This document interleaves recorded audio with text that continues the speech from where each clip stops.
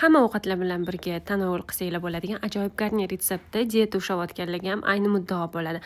Olivka maslaga qilib yesanglar, undan ham foydasi ko'proq bo'ladi. Extra virgin va olive oil degandan bemalol ham salatga, ham ovqatlarga qo'llasanglar bo'ladi. Extra virgin bu 2% dan oshmagan kislotnisi bo'lgan tabiiy yog' hisoblanadi. Olive oil esa bir necha tabiiy yog'larning aralashmasi hisoblanadi. Guruchimizni yaxshilab yuvib, olivka maslamizni solib, makfa makaronni shunaqa pauchinkasini ozgina qovurib olamiz.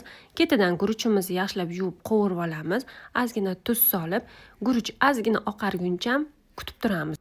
Guruchimizni rangi ozgina oqargandan keyin guruchni yopadigan darajada muzdek suv solamiz va shunaqa qaynab chiqish holatini kutamiz. Qaynab chiqqan guruchimiz suvni tortib olgandan keyin shunaqa qilib past olovda 10 minut dimlab qo'yamiz. Guruchimiz pishguncha karak choylarini ichib olamiz. Karak choy bu Eron choyi, sutli choy hisoblanadi. Ichidan 24 ta chiqadi va o'zini stakanchalar chiqadi. Oilaviy bu choyni juda ham sevib qoldik.